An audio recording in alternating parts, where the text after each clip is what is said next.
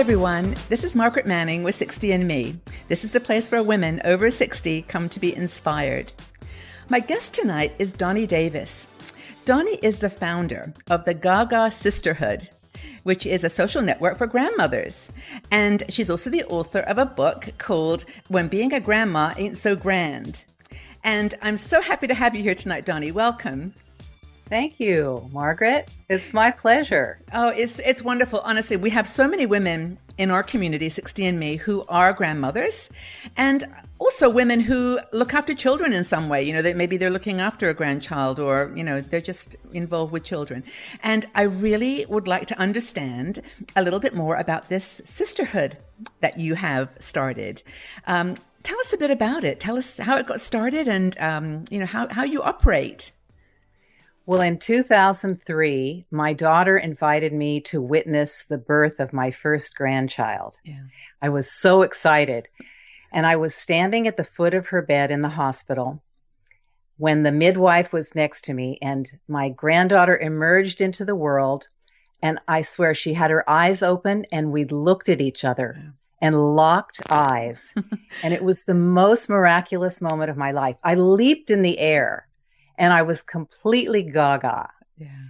And when I came back down to earth, a funny thing occurred to me. I thought I was the first grandma to ever feel this way. Yeah. But of course I wasn't. And so I started talking to other grandmas and found that they were just as ecstatic about being grandmas as I was. The next thing I realized was being a grandma can be complicated. I didn't understand this new attachment parenting theory that my daughter was using, where she would carry the baby around in a sling 24/7. And then she would say she was tired. And I wanted to say, well, of course you're tired, but I didn't, because I didn't want to upset her. Yeah. So I thought, I need to talk to some other grandmas. Yeah. So I invited all the grandmas I knew to my house in December of 2003. And we met and we had our first conversation about what does it mean to be a modern grandma? Yes. We had a great time. And I said, who wants to continue? And everybody did. And we've been meeting ever since. We meet every other month. And you have a website, of course, called the GaGa Sisterhood. GaGaSisterhood.com. Exactly. We have a website. And I also have a monthly newsletter. Correct. And I have members all over the world. We have fantastic.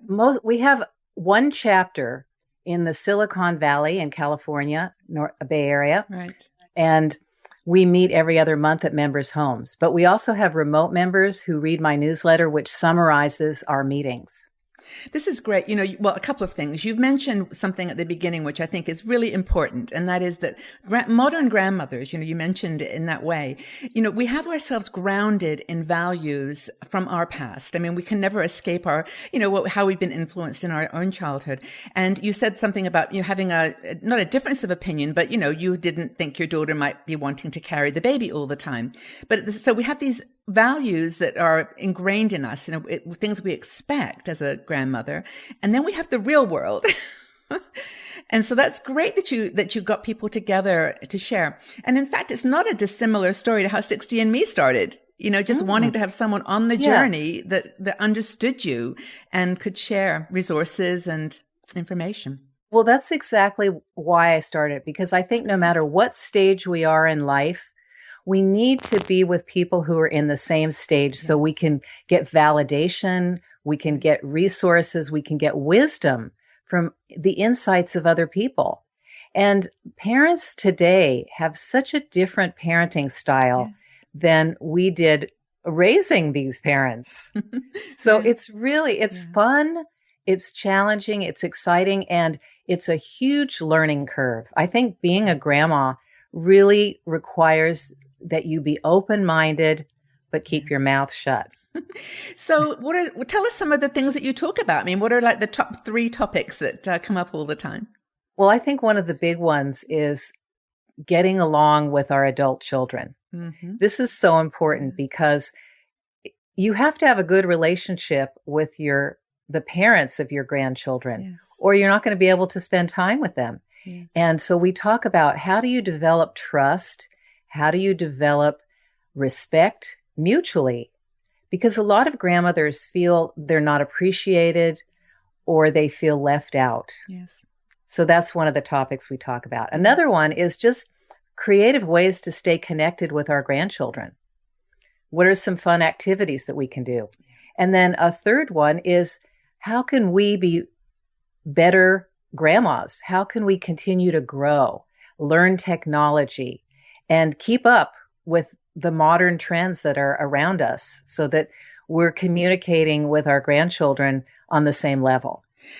Those are three amazing topics, I'm sure. And they're very deep. I mean, you can talk about them on the surface, but there's also a lot of subtlety in all those things. I want to go back to the communication one, because I think that's really important.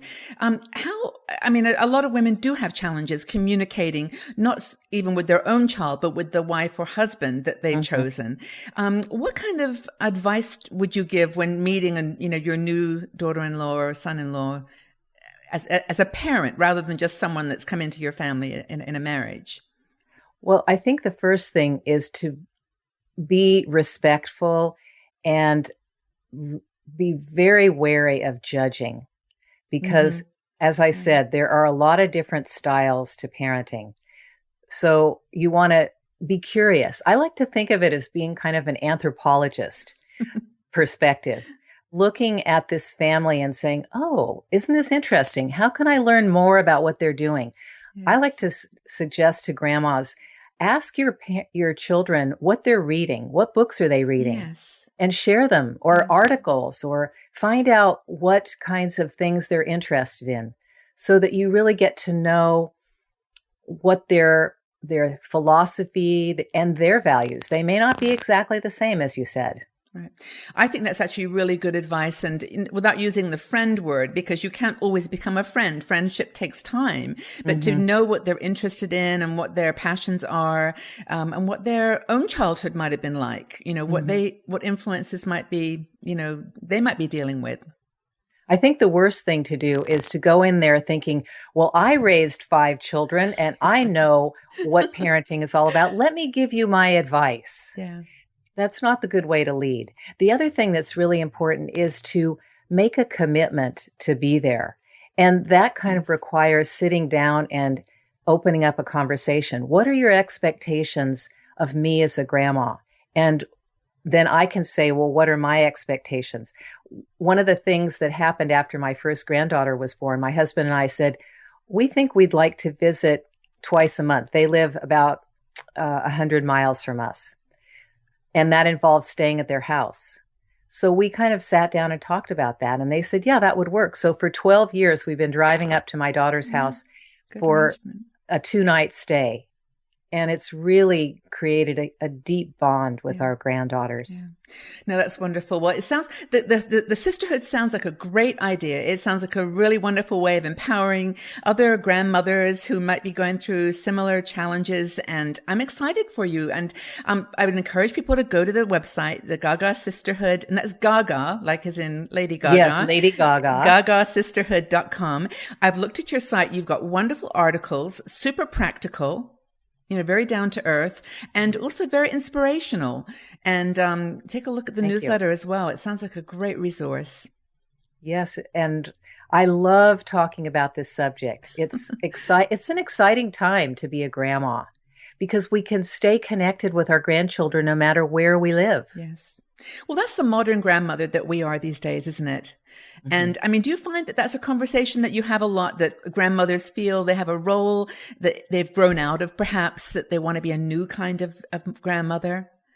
Well, I think there's a whole spectrum of grandmas. Some want to be very involved. Some are caretakers, and some are ready to sort of go out and explore the world. And if they have time, visit the grandchildren. Those kind of grandmas are not going to be in the GaGa Sisterhood. The ones who are in the GaGa Sisterhood are really involved, engaged grandmas who are just passionate Yeah. Or want to be. And we'll talk about that Oh, in yes. another conversation, because I think that a lot of women in the community have said they have grandchildren, but they don't have access. And they're passionate about wanting to be part of their grandchildren's lives. So we'll talk about that later. But okay, any last words of advice to talk to people about your site and what you're doing with the sisterhood? No, I think just come and explore and send me an email and tell me what you're interested in, and I'd love to talk about it. I'm always open to new ideas. Donnie, you're a wonderful, shining example of grandmothers today, and I'm really happy that we had a chance to talk. Thank you so much for your time. Thanks for having me, Margaret. Thank you.